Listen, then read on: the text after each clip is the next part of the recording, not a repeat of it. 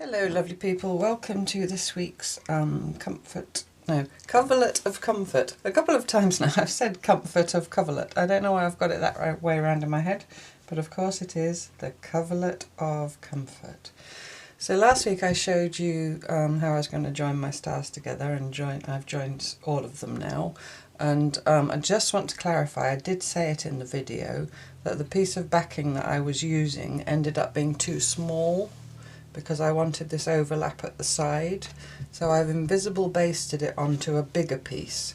So it's still the same length as where I'm going to join it onto my larger piece, but I've now got enough of my sheet on the backing, a little bit either side, say 1.5 inches, so that when I come to do the joining, as I showed you back in February, I can turn it over on the back, you know, and overlap it. If you've got it square, of course you can do the, you know, adding a joining strip of the sheet. That link to that February video for the joining is going to be under every video from now on, so if you need to go back and refer to it, then you can. Okay, so I've now got this one big cloth. I basted it, well, you see my basting varied enormously. Anywhere between a couple of inches to 1 inch apart. I did kind of 1, 2, 3, 4, 5, 6, 7, about 8 lines through, just to hold it all together. You can of course skip that if you don't want to do that. You can just pin it and stitch around the pins, but I like to do the basting, and then I can just stitch on without any worries. So I've had a few ideas about fancy stitching, and I still might do some of them. But I was looking for something, spoiler alert, I'm not going to give you any spoilers, but for next month, and I remembered something else, that triggered something else in my brain from last year, if you were following along with the stitch journal, when we looked at Kantha embroidery, and I remembered the convent stitch, or the Bakara couching stitch, and I thought, wouldn't that be fun to do that in these hollow centres, and these stars that I use the background colour. So that's what I'm going to do. So I've got Hector Call's book here, which I shared with you if you were here last year. If not, this is a wonderful book. It's called Kantha, Sustainable Textiles and Mindful Making, and it's by Hector Call. I'm not going to show you those bits of paper because they're about next month. You see, I'm planning ahead. I marked a page, which you now know has got something to do with Kantha, but you don't know what yet. In fact, I'm not entirely sure. Anyway, it's this stitch here, which she's used on a leaf. I hope it's not glary, it's not that glossy. And I'm going to show you how to do it, don't worry, if you don't know or you don't remember. And it's a couching stitch, but you stitch and couch with the same thread. And it's a filler stitch in the same way that you might use satin stitch in conventional embroidery. But you don't end up with the double layer that you do in satin stitch, you know, where you go round and round and round, and it makes a real padded surface, because you just lay the thread on the surface of the cloth, and then you can probably see clearer here, and then do little stitches over to couch it down. And I just really enjoyed the rhythm of it when we did it last year, so that's what I thought. I'm going to start by doing that in my centre squares. I don't know if I'm going to do all of them, and I don't know if I come here to this big square, because it would require a great long strand that long. I'm going to start here with my smallest square and see how I get on. Now, I did think about using the same colour, so pink in the pink star, purple in the purple star. I'm just checking I've got you in the right place, and so on. But then I started looking at my threads, and I've got my big tangly ort's nest that you see me using all the time. And that was all the purple I could find, and I don't have skeins of purple. And I had red, I've got plenty of red. And I didn't have the right shade of pink, I only had this sort of dusky pink, which doesn't really go. So I thought, well, instead of that, I'm going to use yellows and golds. So I've pulled this pile out, because stars glow, don't they? Stars shine. So it just seemed right. Obviously your decisions can be completely different. So I've pulled this out to get me started, and they're all slightly different shades, from quite a dark gold through to a lemon yellow, and that's a more orangey one. But I don't mind that, I think it'll be quite nice if it's just mixed up. So I'm just going to literally start with a bit, stitch with it till it runs out, and then get another bit. I'm going to use 2 strands all the time, How many strands are there? That's actually 3 strands, so I'll get a strand off. Just because I like to stitch with 2 strands, it means I can use a fine needle, but for this kind of thing it will mean, because you're only laying down 2 strands of thread every time. Actually, now I'm thinking about it, maybe I will use 3 strands. Yeah, I'm going to go back to 3 strands. Yeah, I think I'm going to go back to 3 strands because I think it will cover the surface more satisfyingly. And I think I can still get away with my finish needle. And 3 is a good number because if you're using embroidery floss, it's 6 strands, so you can just split it in half. Well, 2 is a good number as well, isn't it? Because you can just split it into thirds. Anyway, which needle shall I have? I think that's a bit fine. I think I'm going to have to use this one. It's got a bit of pink in it. And that's a size 8, so I've gone up to my slightly bigger tulip needle.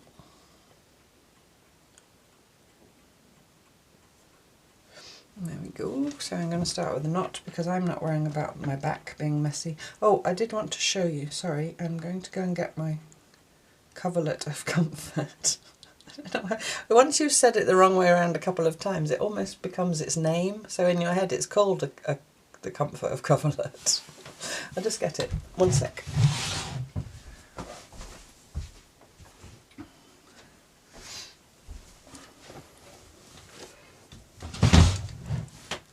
Right, I have nearly finished, that's what I wanted to show you really, nearly finished my stitching on March, where I was doing my feather stitch with the French knot red and white roses of Lancaster and York, if you remember. So just to show you, I've got my last lines in of the feather stitch here. I didn't go into my little square of self, I wanted to leave that unstitched. Excuse me, I've got a frog in my throat. So I stopped when I reached it there, and then here I just sort of kept an eye on where I was going and I went past it, and there as well. And I may or may not do one more line that might just creep over the corner of February. I haven't completely decided yet. Now I look at it, I think I definitely will. I'm just going to do one more line through there, because I think doing minimal stitching across the sections kind of integrates it, if that's the look you want. If it's not the look you want, then, you know, keep the stitching per section. There's no right or wrong, it's just a design choice, if you like. But really, why I got it to show you was not that, it was to show you the back. So a few of you have said in the Facebook group and here in the comments that your back is ugly. Well, that's a matter of opinion, of course. Now, when I've been doing this stitching in particular, you see here the French knots where I'm jumping from place to place. It's really messy, and I like it, but that's me, and I almost certainly won't back this when I'm done. But if you don't like it, don't worry, because when we get to the end I'll show you 1 or 2 different options for putting another back over, and you will then have to join it in a few places to the rest of it, otherwise it'll just, you know, pull apart like this all the time. But I'll also show you options for that, from very simple to slightly more work, never difficult, but you know. So don't worry, because someone asked, or a couple of people asked, because their back story was bothering them and they wanted to back each section as they went along just so they didn't have to look at it. I would really, really discourage you from doing that, because if you back this section now, say I backed this when I'd done all the stitching, you are still going to have joins, because when you're working in this sectional way, it's inevitable. So best to wait till the end. If you don't like looking at the back, don't look at the back. Keep it face up, wherever it is you keep it in your home while you're working on it. Just don't look at the back, okay, if it's bothering you. And who knows, you might learn to love the back. I love back stories. We did a whole exercise last year, if you weren't here, where I invited you to stitch on a commercially printed piece of cloth, or, you know, a piece of cloth with a pattern on it, from the front following the pattern. And at the end of the video I turned mine over and stitched it face down in my journal. and that was to celebrate the backstory and this idea of, this is kind of all the steps you took on your journey, you know, like here where I'm making my feather stitch, where I had to jump from place to place, and particularly here with the French knots, where you're making little dots with nothing between them. That jump that you make from knot to knot is represented by this little jump on the back. But like I say, just because I like it doesn't mean you have to. I'm just explaining to you why I do like it. And here with my words on my February piece, on the front it's words that you can read, you know, Homer's bird song. But then if you look on the back, it's almost like runes or something. It kind of is like words without an alphabet, you know what I mean? So yeah, anyway, but my point really is that, look, my back is messy as well, because I think some of you think that my backs aren't messy. That's super messy. If you're someone who doesn't like the back and that was your back, you'd think that was messy. But I do like the back. But if you don't, yeah, don't worry. At the end of the year, I will show you different options to put a back on, but don't do it now. There's absolutely no point in backing each section as you go along. And if you really want to, you know, I've given you the caveats and the warnings and told you that you'll still end up with all these seams everywhere because you can't do it differently if you cut every piece individually. Then, you know, you do you as always, but yeah, okay. So, on to my convent stitching. Right, I will zoom you in a little bit closer. Right, so I've got my 3 strands of floss. I've got a knot in my thread. We've just established that I don't mind if there's a knot on the back of my work. So I'm going to fill in this area and I'm going to go the whole length of that square. Now you might want to bear in mind, if you're doing it, if you've got a sense of a way up, which way up, because if I do them this way, then they're running, you know, along the short side of the piece, and if I do them this way, then they're running along the long side of the piece. I think I'm just going to do them this way, just, I don't know why, because I don't think it really matters. So I'm going to come up at the top of where I'm going to make my first couch. And you can either start in the middle and work out, or you can just start at one side and work along. And because I've got that seam there, I think I'm going to leave a little tiny border. So I'm not going to come up in the seam, I'm going to come up maybe 1/8 of an inch or something inside-ish.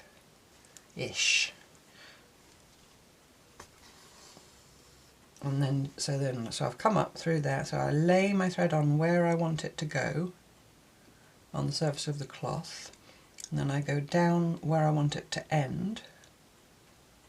And then I come up again. Now that's quite thick there. Something else you can do is you're not obliged to go all the way through to the back with every stitch.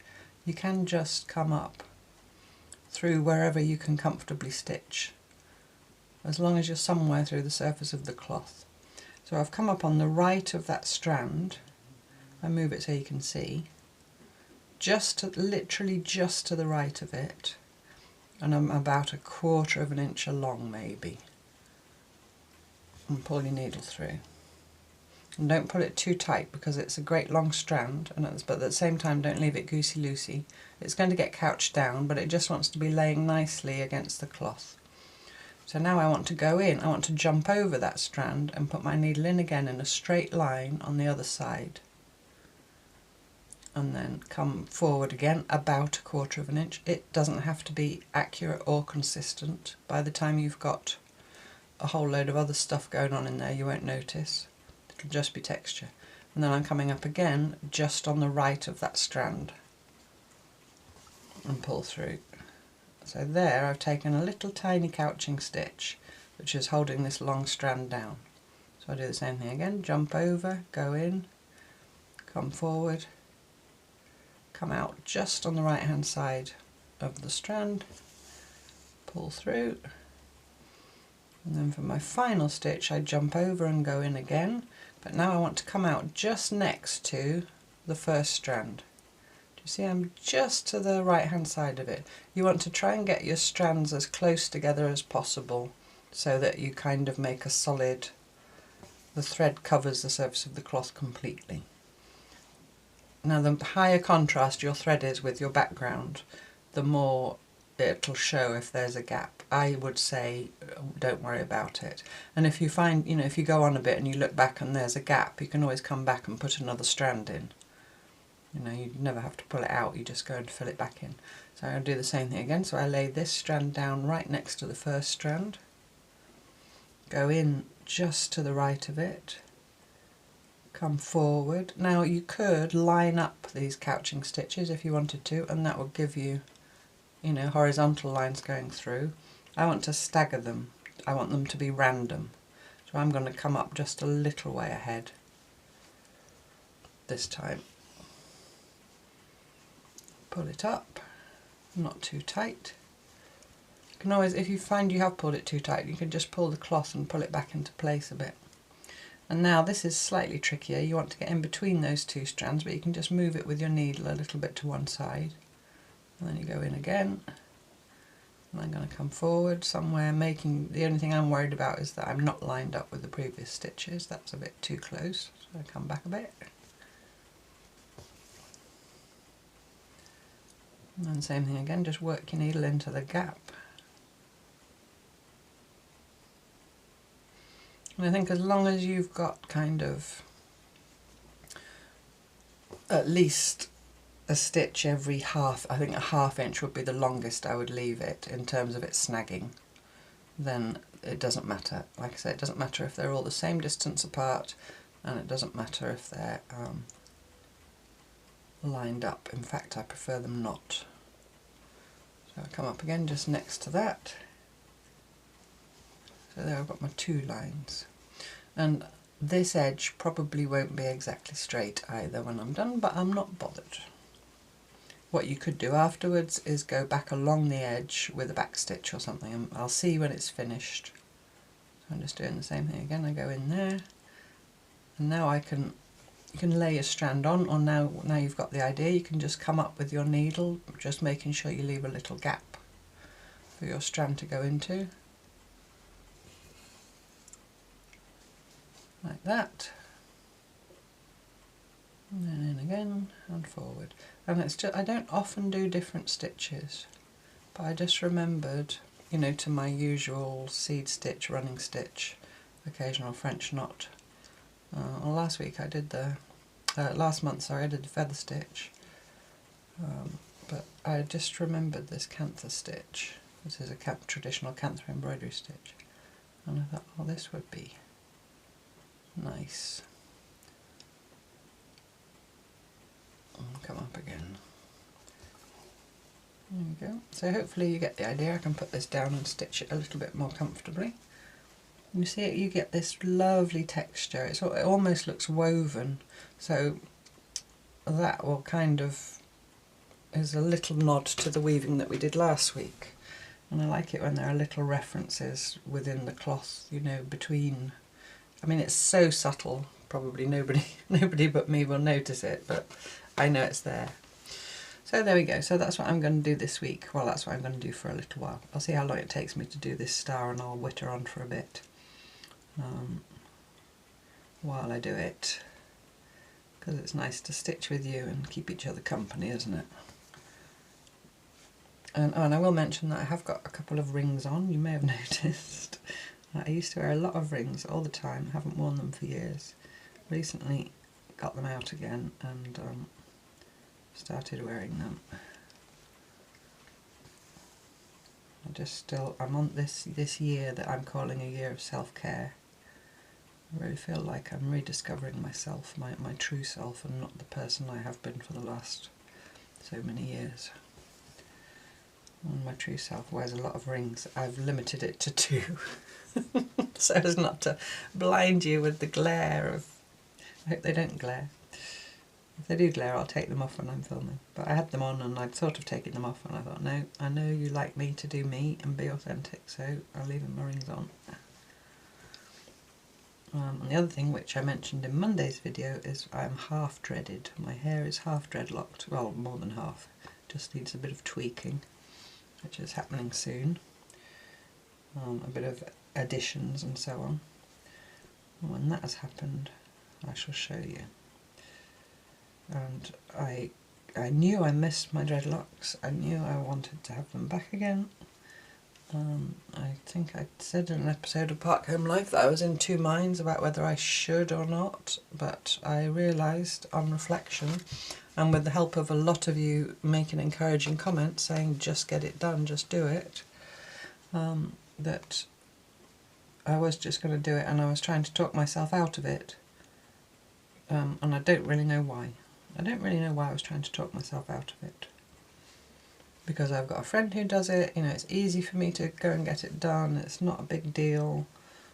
Yeah, there's nothing to stop me really. So anyway, I contacted said friend and said I'm ready to go for it. I mean, she does it for her business. And she's very good at it. So yeah, so I'm half dreaded. Well, no, I'm fully dreaded, but it needs more. Needs more. Like I said in Monday's video, it's like I've got a mixed media work of art on my head that I carry around with me, and I treat it as such. I'll treat them as such. In fact, I've even assembled, I'll show you, look up, I'm showing you something. I've assembled a little basket of bits and bobs that I want to put in my hair when I've had the final thing done to it. So I've got some, this is some that a lady in Glasgow sent me, a lady in Scotland. This is all natural dyed threads. And she'd written words related to what we do here on all the cards. So that one said slow, and this one I just love, it says Stella with an R, as in of the stars. But obviously my little dog's called Stella, as I'm sure you know. But it's lovely and rumply and bumply, so some of that's going in. So that's lovely. So then that will be with me at all times. I just, you know, this is what one of the many things I love about having my hair. And that one, Eco. So those are going in, wrapped around or, you know, woven in some way. If you thought my twist with the bit of sari silk wound through it was, you know, extreme, hold on to your hats. I've got this that somebody else sent me, which is a cotton strandable, but it's lovely variegated colours. I've got this, which I think is some knitting yarn. I'm not completely sure, but I just like the colour. I don't know that I'm going to put all this in one go. We'll see. Now this is someone else gave me this. This is some Appleton's tapestry wool, vintage. Sorry. That's some Anchor vintage embroidery cotton. I don't suppose I need to tell you all of it. That's some Brazil wood dyed wool. That's a natural dye. That's also a natural dye. It's got a label on with weld. That's some DMC Eco Vit wool, probably dyed with indigo. It's a dark blue. This lovely nubbly goldy autumny stuff that somebody gave me. And then I won't go through every bit of wool, like I said. And I've got some bits of sari silk. And then I've got this. I don't know if I showed you this recently or not. I bought this, I might have shown you in a journaling video, the slow journaling. I bought in a charity shop for £1.50. This is the necklace, and there was also a bracelet which I have dismantled. And it's made up of all these rings. And they're silver coloured, copper coloured, I don't know what they are, metal, but I don't know, you know, what metal they are. And some of them have got real diamonds. Look at that, sparkly.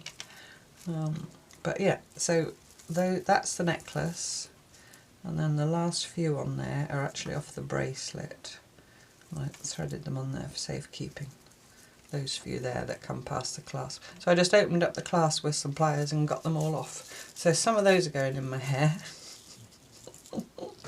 Yes, it is heavy, but you do get used to it. And I won't throw everything in at once, you build up gradually. And this is another bracelet I got from charity shop.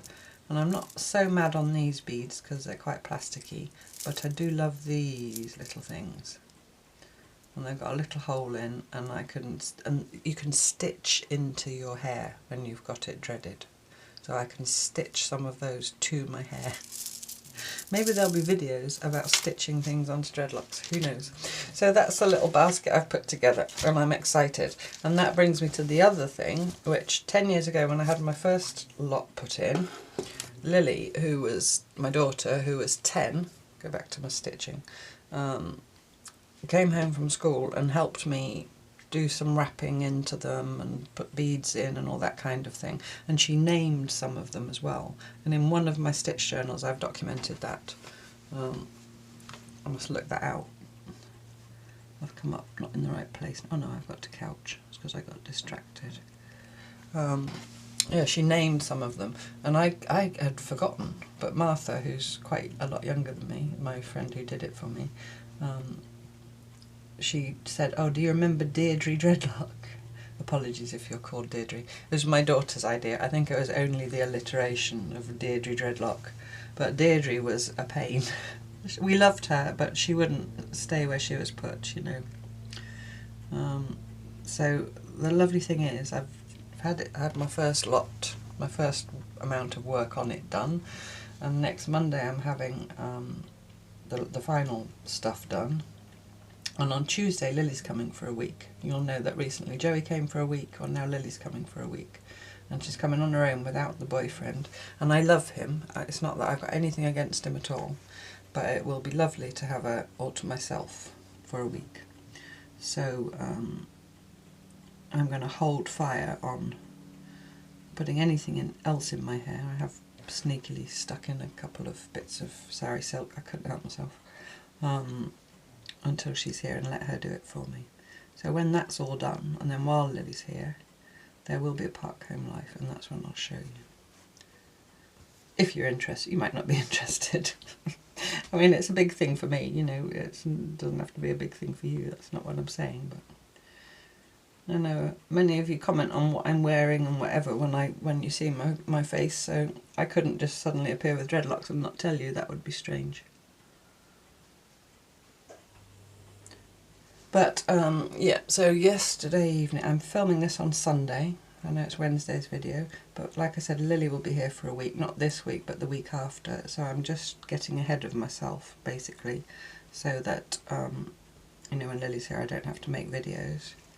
I might make the Park Home Life with her. I haven't asked her yet, but hopefully she'll be game for that, like I did with Joey when he was here. I have got some ideas of days out that I think you might enjoy as well, so I'll do that with Lily. So yeah, so I'm getting ahead, I'm trying to get ahead with the videos, so that's why I'm making Wednesday's video on a Sunday. I've already made Monday's video, which you'll have already seen if you watch it. So yesterday, for me, the point of all that, which was Saturday, I went with my friend Chrissy, who's the friend who looked after me so wonderfully when I first came back here, and her husband, to see the Manfreds, which, if, I don't know, did they? They're British, English. I don't know if they made it overseas. You'll have to tell me if you're in other countries and you've heard of them. Anyway, it's Paul Jones, and they were Manfred Mann back in the day. And they're still touring. And Paul Jones is 83, and he was incredible. They put on such a show. It was great. They did, I think their most famous song probably, well, they did Pretty Flamingo, and they wrote 5, 4, 3, 2, 1, which was the theme song for a television show called Ready, Steady, Go. But I think their most famous song is Do-Wah Diddy, Diddy Dum Diddy Do. There she was, just walking down the street, that one. Which was the final song before the encore that they did, and everybody joined in, and it was great fun. And they were just playing here in my local town. Chrissy had got to hear about it and invited me to go with them, so yeah, that was lovely. Chrissy looked around the room and said I was the youngest person there by quite a margin, and I looked around the room and I said I'm certainly the only person in here with dreadlocks. But yeah, it was a really nice evening, and they came here first and I cooked some supper, and they hadn't been here since they helped me move in, or just after I moved in. So they saw all the changes in the garden and everything, because I usually go over to Chrissy's because she's got that wonderful big studio. So when we get together I usually go over there. So they came and I cooked some pasta, and we sat round my little kitchen table and had that, and then we tootled off to the concert. I'm really liking the way this stitch is looking on here. My thread's going to run out in a minute, but I'll just get another shade of gold. It's been lovely to see all the interpretations of friendship in the group, and I do want to say something. There's been a couple of people that have, and it made me a bit sad and made me feel a little bit bad for not thinking of it in advance. A couple of people in the comments have said that they don't have any friends, that they're, you know, an introvert, or they're housebound, or for whatever reason.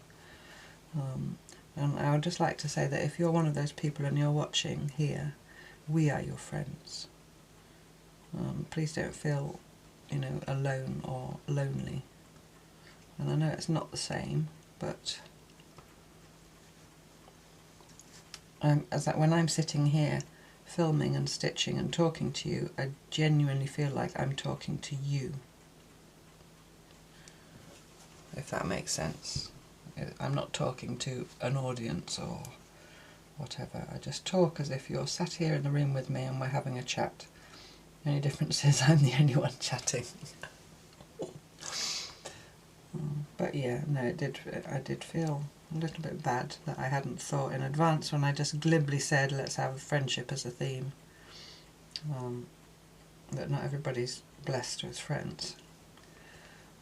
And I hope that you can find comfort and companionship, and you know, in online communities like this one.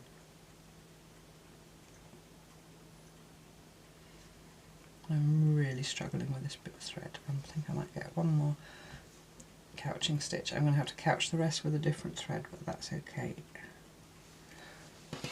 So I just go through to the back. I really shouldn't have pushed my luck. And you see, I'll show you in a minute what you get on the back, which I also like. Just these tiny little stitches where you've moved along for the couching, those long strands. Oh, sorry for the clang. Should have got my little foamy thing that Maxwell gave me. Fred's asleep on the basket that's sitting on it, so I can't get it. Come here.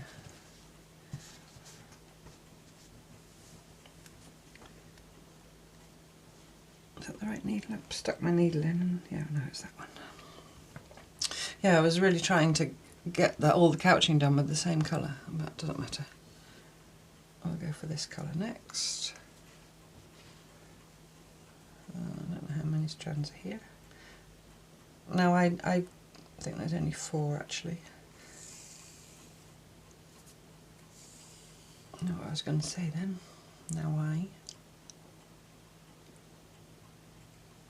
Yeah, there's now 3. Normally I would split those and then recombine them.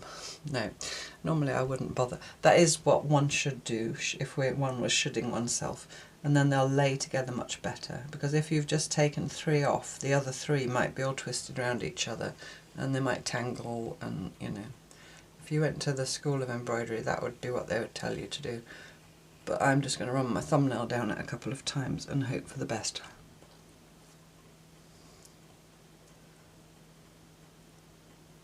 In general, if I had the full 6 strands and I wanted to split it in half, I wouldn't try and split it in half.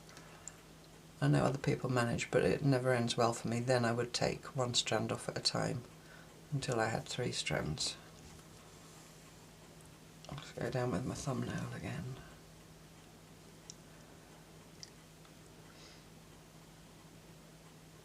Oh, I just watched a video. There's a friend of mine who I've talked about before because she's also an eco-printer, Caroline Bell. Her daughter Nimi is doing a tour of Kathmandu and she's posting on YouTube. And I just watched her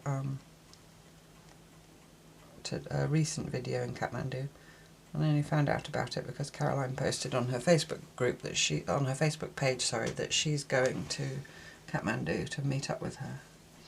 They're like 10-minute, 15-minute little vloggy videos. She's a young, young woman. And she's sharing the sights and sounds and food and so on.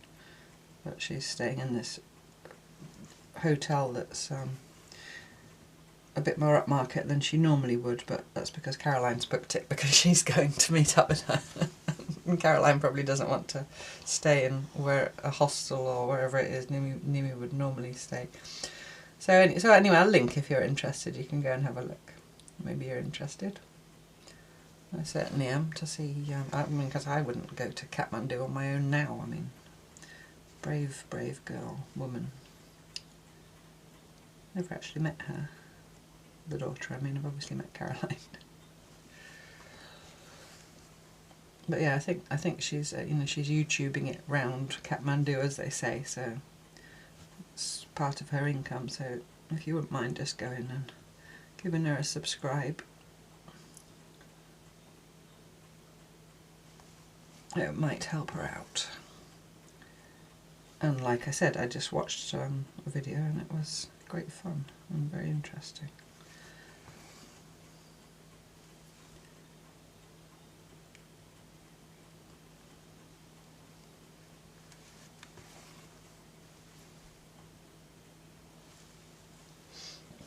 Yeah, I do think I might, I'm now judging the edges there, that they're a bit jaggedy. The end edges, the side edges are obviously fine. I'll see when I get to the end. You can also always just lay one long strand over the end and couch that down just to finish it off. That was maybe an idea. But I'm jumping ahead of myself. It is a slight faff because you have to get your needle in the gap, but I do quite like it as a stitch to do, There's two elements to a stitch, isn't there? There's how it looks, if you like the look of it, but for me, as important, if not even more important, is if I enjoy doing it. I must say the French knots on the March section, I will be glad when I've done them, because they are... I don't mind doing a few French knots, the rhythm of them, but because they're stop-start, they're not my favourite thing to do in large quantity. But I'm loving the way they're looking, so that's keeping me going. So you kind of have to make that judgment, I think, when you decide what stitch to choose. I just remembered that I'd really enjoyed doing this.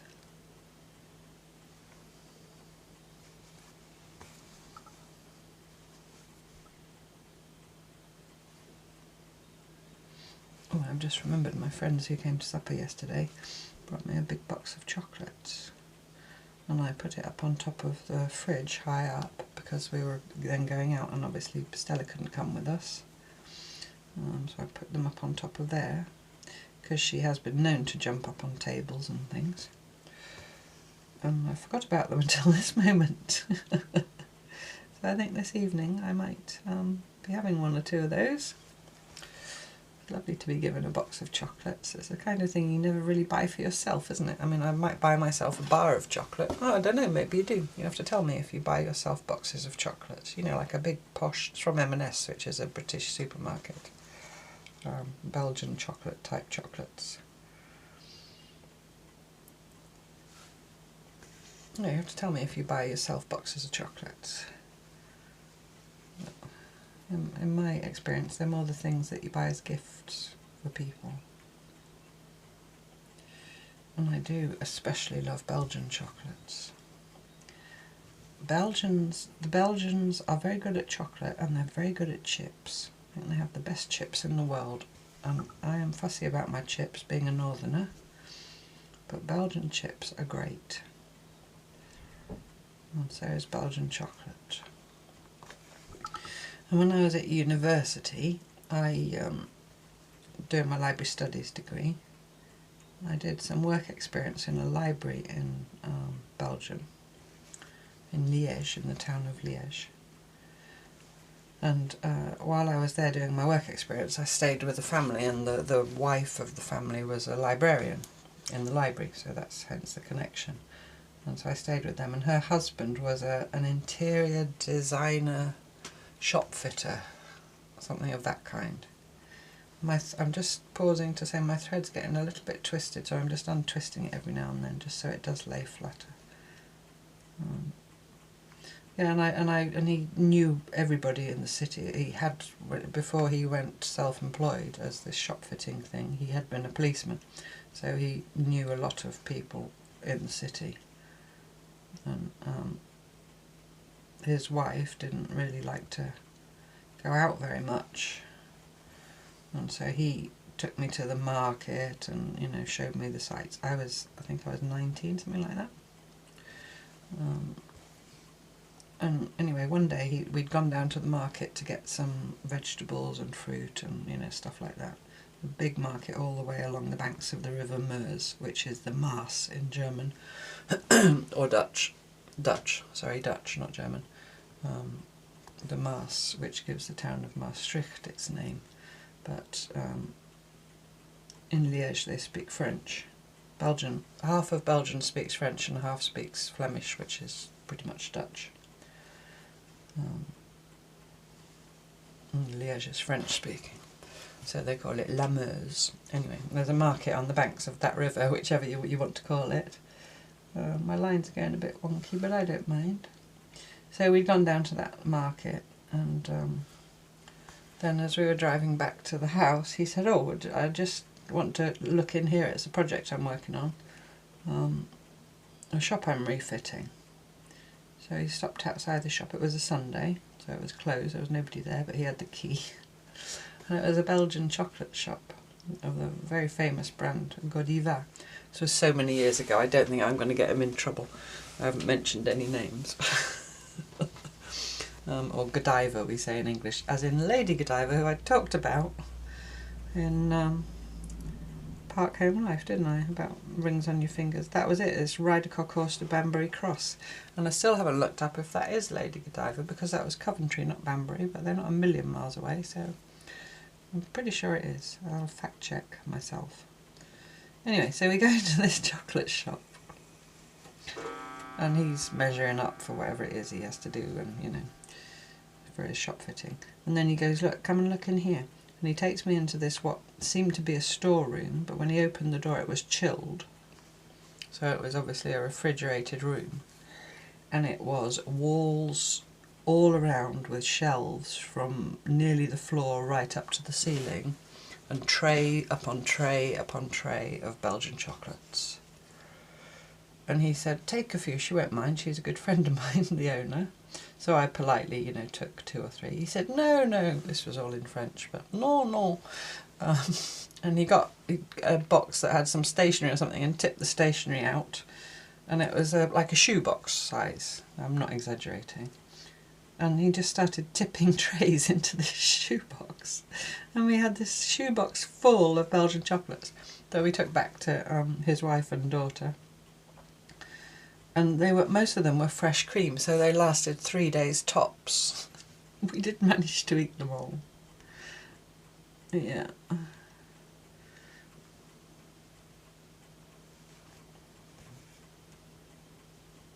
I was 19, I don't remember it making me ill. I probably was immune at that time to being ill. I think now it would make me ill. But it didn't put me off Belgian chocolate, that's for sure.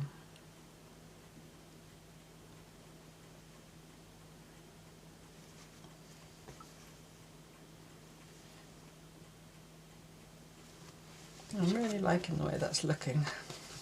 Really sparkly. And I don't think this bit of thread is going to last either. In fact, I'm sure it won't.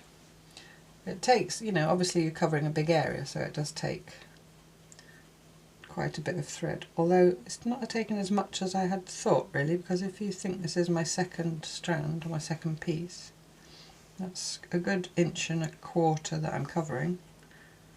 I think because the long strand only appears on the front rather than with satin stitch when it goes, like I said, to the back as well. does use less thread, and it feels lovely under my thumb. The surface of it just feels wonderful.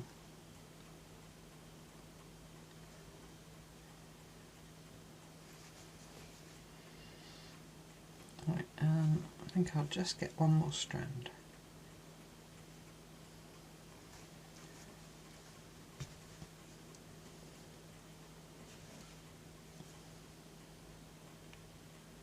I've gone slightly too far now.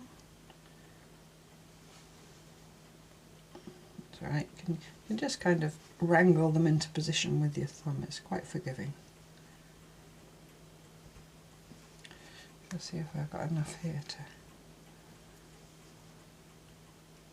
at least catch the strand down.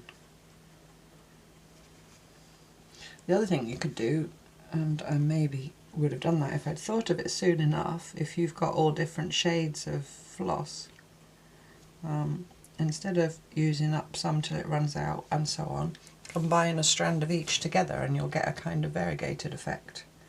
But that will be then consistent. You know, so if you've got an orts type situation going on, just find some that are roughly equal lengths and just lay 3 strands of 3 different colours together, or 3 different shades, whatever colour, you know, if it's yellow or whatever. In fact, I might try that now. Should have thought of it before, but it doesn't matter. So I had that 1 strand left of that.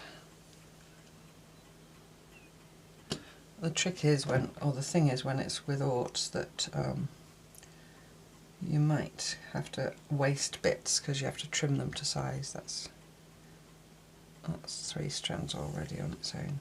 Well, I'll just use that 3 strands on its own because you know how to get 3 strands of thread and join them together, I'm sure. But that's just an idea. I might do that if I do decide to do this on the bigger ones. Because we've, after this week, have we got 2 more weeks? What's the date today?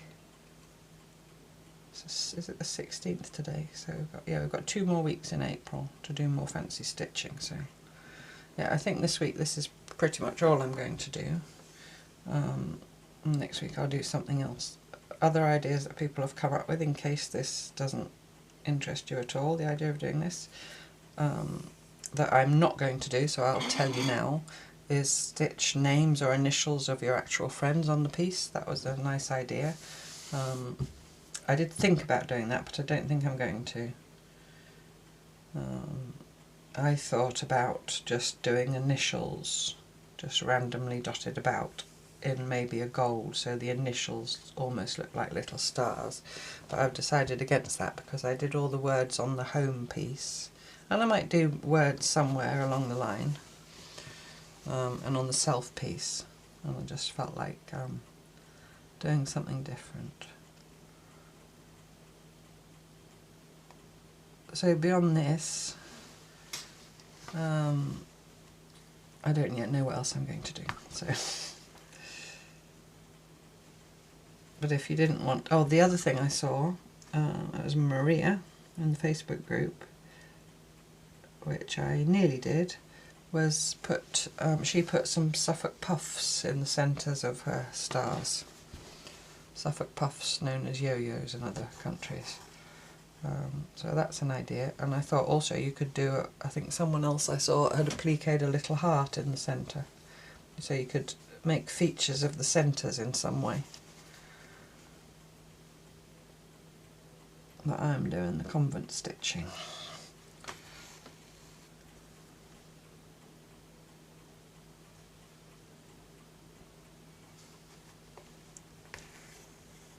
Into the seam thickness again, but like I said, you can just, you don't have to struggle and go right through, you can just go through wherever you can.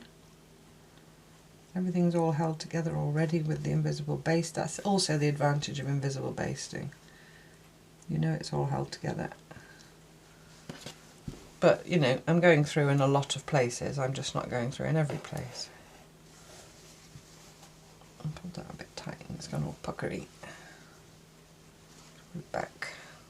I think I might get one more line.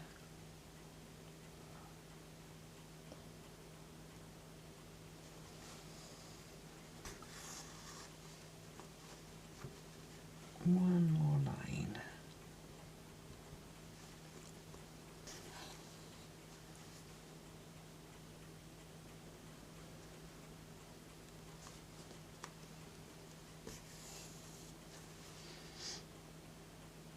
And then when I get up to the top, I think I am going to do another line perpendicular. Perpendicular. If it was a purple star, I could say perpendicular. So I'm going to come up right in the corner there. And then I'm going to turn it. Not take the scissors with me. And I'm just going to lay this down right over all the ends. And I think I'm going to go shoot straight through to the back, because I think I can keep it more where I want it by doing it like that, rather than making the angular movement for the next stitch straight away. And then I'm going to come up and just couch that down in the same way.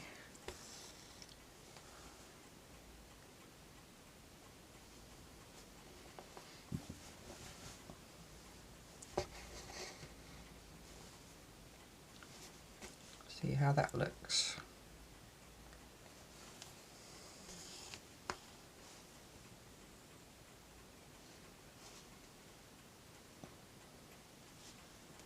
Let's get over as close as I can without actually splitting the thing.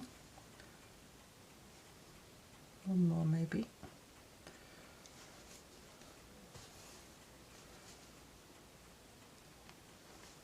Thread, thread, hair. And that just kind of finishes that side off, I think. So now I need to go through and over and do the other side. I'm going to go over to the back of my work where my thread is. That was Stella making a sound in her sleep as she stretched. I'm going to put my finger where I want to come out, just somewhere here, there, and then I'm going to go just into the backing cloth and just work my needle through, because that would be, I don't mind if I show a little bit on the surface, but I wouldn't want a whole inch long strand of thread on the back. That would be very snaggy. I just work my way under, but at the same time it was too close to warrant ending off and starting again. So now I'm going to come up in the other corner there. Oh, the other thing I wanted, I'm going to do the same thing down that side. The other thing I wanted to just say quickly before I forget, if you watch Monday's video, I did put a link in the description box, but I didn't mention it in the video because, like I just said, I'm pre-recording, and I'd recorded my Monday video on Saturday morning, and then on Sunday morning I went and watched Kelly at Book and Paper Arts, who I've talked about before, and she was doing nearly the exact same thing that I'd just done the day before. Well, synchronicity, I think. So yeah, like I said, I'd already recorded and uploaded, so I couldn't go back and mention her, but I did put a link in the description box for those of you who go and look there. So if you watch Monday's video and you hadn't noticed that other link, do go and check out Kelly's video at Book and Paper Arts from the weekend just gone, because she did the same thing that, well, no, part of what I did, she did a much more elaborate process than I did, but she did, what I did was part of what she did. Does that make sense? So it was a slightly different take on it, but yeah. And in fact I do want to try her way as well as my way. Right, there we go, one more stitch.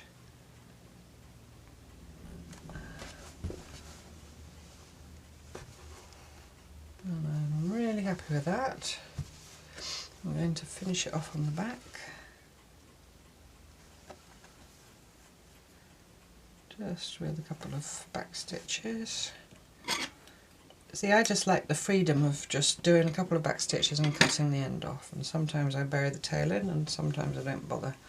And not having to do all that when I was a normal quilter and I did hand quilting, and you have to do the quilter's knot and pop it into the surface of the, you know, under the cloth, and that's just not for me anymore. If that's for you and that's what you want to do, you go for it. but it's not necessary for the function of the piece, it's just aesthetics and convention.